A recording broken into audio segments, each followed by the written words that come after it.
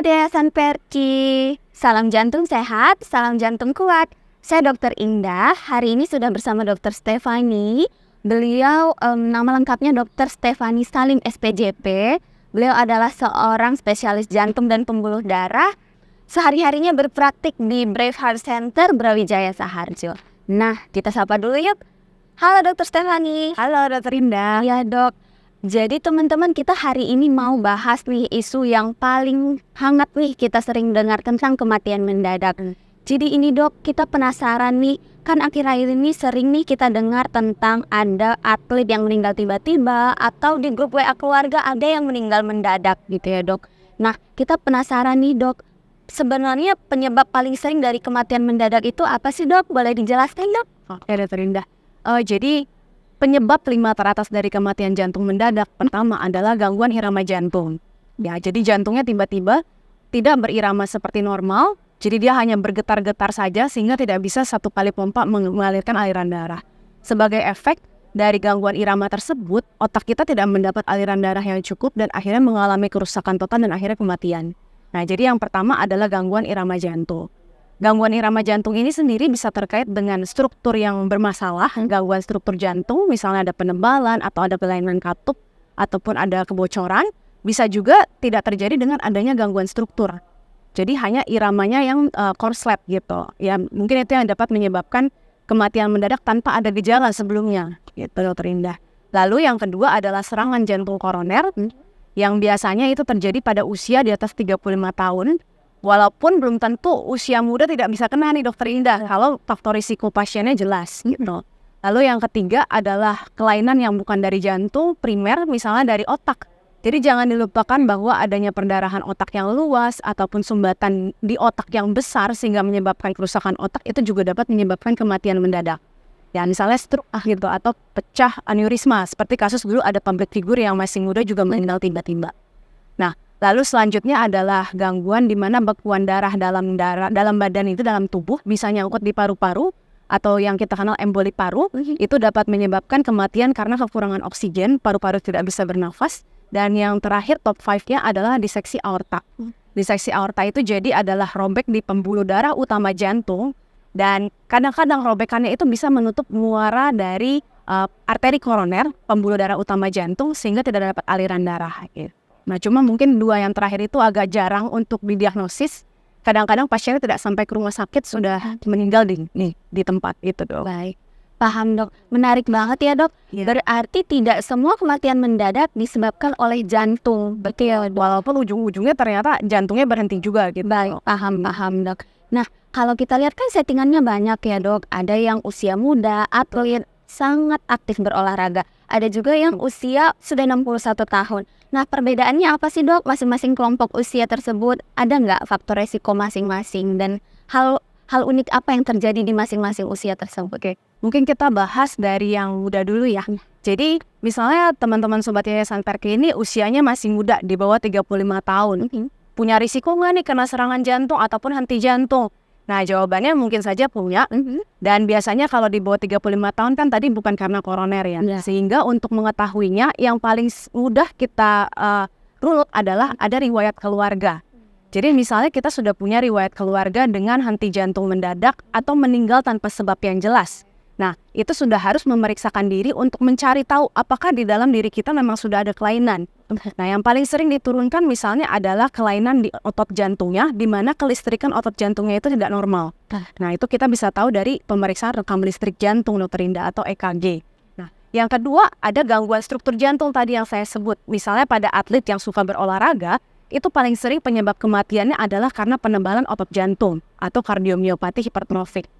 Pada kondisi penebalan otot jantung ini, listrik jantung tidak bisa mengalir dengan lancar. Ada bagian-bagian otot jantung yang tidak bisa menghantarkan listrik dengan baik dan akhirnya menyebabkan korslet. Akhirnya dia tidak berdenyut, gangguan irama dan meninggal. Seperti yang kemungkinan terjadi pada atlet yang kemarin meninggal.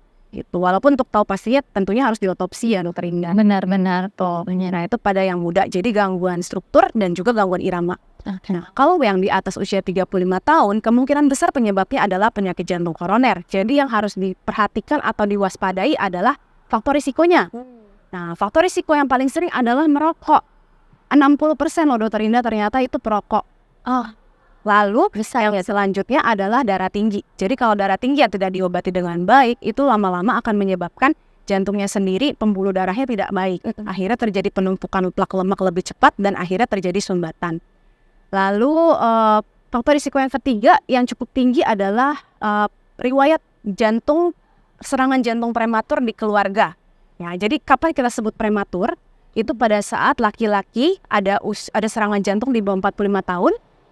Ya, dan kalau perempuan di bawah 55 tahun. Oke, Dok. Nah, penyakit jantung prematur ini mengambil angka kurang lebih 39% dari semua penyakit jantung koroner. Ya, gitu. Lalu faktor risiko lain adalah kolesterol dan juga diabetes. Gitu. Menarik banget ya Sobat Yayasan Perki. Kalau kematian mendadak ini, Dok, ada nggak ya, Dok, gejala-gejala lain yang biasanya mengawali kejadian kematian mendadak tersebut, Dok? Ya, jadi ini menarik sekali. Seringkali kematian mendadak itu adalah gejala yang justru pertama kali timbul. Oke. Gitu. Jadi mungkin pada beberapa orang nggak bisa dipredik. Tapi kalau memang kita sudah punya faktor risiko, ada riwayat keluarga, kakak adik ataupun ayah ibu yang pernah meninggal mendadak atau yang tadi saya sebutkan punya riwayat penyakit jantung koroner prematur, itu kita harus lebih aware. Begitu kita ketemu riwayat keluarga, cari faktor risiko yang ada. Jadi misalnya ada kolesterol, ada darah tinggi, ada diabetes, itu langsung segera diobati. Dan cara taunya gimana? Kalau kita tidak pernah periksa, kita tidak akan pernah tahu. Begitu. Untuk faktor risiko mungkin belum ada gejala. Tapi kalau misalnya sudah ada gejala seperti misalnya nyeri dada, nah itu udah pasti arahnya ke koroner. Kadang-kadang gejala yang nggak jelas adalah gampang capek, sesak nafas, berdebar-debar, terus keringat dingin. Nah, itu udah harus curiga. Atau misalnya kita sakit lambung nih Dokter Indah. Tapi sakit lambungnya itu nggak sembuh-sembuh minum obat lambung. Nah, itu tidak boleh diremehkan. Jangan-jangan itu adalah gejala dari penyakit jantung koroner. Baik, paham, Dok. Terima kasih ya, Dok. Nah, kalau nih, Dok, di sekitar kita ada tiba-tiba yang mengalami kematian mendadak atau tiba-tiba pingsan, apa sih, Dok, yang bisa kita lakukan untuk langkah awal mengatasinya gitu, Dok? Oke. Mungkin seru juga nih kita ngebedain ya Dokter Indah antara kalau orang tidak sadar itu ini hanya pingsan atau lagi henti jantung nih. Itu juga mungkin Sobat Perki bertanya-tanya ya. Hanya benar. Nah, jadi untuk membedakannya, pertama pada saat kita menemukan orang yang tidak sadar, yang harus kita lakukan adalah pertama amankan dulu diri kita. Oke. Amankan dulu lingkungan, amankan dulu diri kita, baru kita amankan korban. Kalau kondisi aman ini tidak tercapai, kita tidak bisa lanjut ke bantuan hidup dasar yang selanjutnya, sekuens selanjutnya. Nah, setelah aman, yang kedua kita lakukan adalah kita cek respon korbannya. Nah, pada saat cek respon, kita cukup menggoyangkan bahu, tepuk-tepuk, atau kita panggil namanya kalau kita kenal. Oke, Dok. Nah, begitu tidak ada respon, di sini kita harus langsung minta bantuan. Jadi sebelum kita menjadi pahlawan untuk menolong pasiennya, minta dulu bantuan. Kalau enggak nanti tidak selesai gitu ya. Minta bantuan kalau memang kita curiga ini henti jantung, carilah alat defibrilator otomatis AED gitu. Nah, setelah minta bantuan, kita coba lihat pasiennya. Kalau memang kita terlatih untuk bisa cek nadi ataupun cek nafas pasiennya, bisa kita lakukan. Nah, disinilah ada perbedaan antara pasiennya hanya pingsan atau dia sedang mengalami henti jantung. Tapi kalau memang pada saat kita tidak yakin ini ada nadi, nafasnya sudah mulai tidak jelas, sudah mulai bernafas satu-satu, anggap ini henti jantung. Gitu. Jadi jangan ragu-ragu, segera lakukan dan mulai CPR atau kompresi dada yang berkualitas. Gitu. Mungkin kompresi dada ada dijelaskan di podcast yang lain atau di video yang lain dengan kecepatan 100-120 kali per menit, kedalaman 5-6 cm, minimal interupsi dan juga recoil sempurna. Gitu dong. Menarik banget. Jadi Sobat Yayasan Perki bisa lihat nih, bisa cek podcast lainnya tentang BHD itu sendiri ya, Dok. Pertanyaan berikutnya nih, Dok, sekalian pesan untuk teman-teman atau Sobat Yayasan Perki. Kalau kita mau cek kualitas atau kesehatan jantung kita bisa mulai dari mana ya, Dok? Oke, baik Dok. Jadi pastinya dari pemeriksaan yang dasar ya. Pemeriksaan dasar untuk menyingkirkan apakah kita punya faktor risiko koroner itu atau tidak. Dari mulai timbang berat badan, ukur tekanan darah, lalu periksa kecepatan nadi, apakah teratur atau tidak, lalu pemeriksaan fisik, kita dengar bunyi jantungnya, ada masalah nggak, paru-parunya, dan yang lain-lain. Nah, selanjutnya adalah pemeriksaan laboratorium tentunya. Pemeriksaan laboratorium untuk menyingkirkan apakah kita punya kadar kolesterol yang tinggi, kadar gula darah yang tinggi, ataupun yang lain-lain, fungsi ginjal, fungsi hati, itu juga tetap harus diperiksa.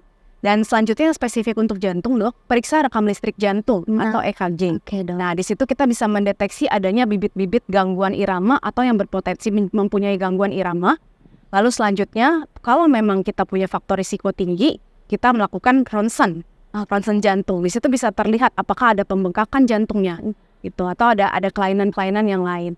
Nah kalau memang terdeteksi pembengkakan jantung, kita bisa melakukan screening ekokardiografi. Nah, kadang-kadang ekokardiografi pun bisa dilakukan tanpa adanya pembengkakan jantung. Oke dok. Nah, di situ kita bisa melihat apakah ada kelainan jantung bawaan, ada gangguan katup, ada penebalan dinding otot jantung pada yang suka berolahraga tentunya.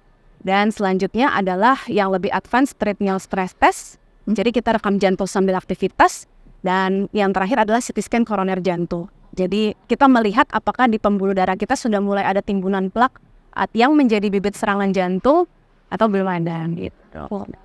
Jadi Sobat Yayasan Perki, kita bisa deteksi dini nih kesehatan jantung kita gimana gitu ya dok. Jadi tentunya lebih cepat kita tahu, lebih cepat kita deteksi penyakitnya, lebih cepat lagi kita bisa lakukan penanganannya. Jadi gitu ya teman-teman, diskusi kita tentang kematian mendadak. Jangan lupa, jangan remehkan kalau Anda memiliki faktor resikonya.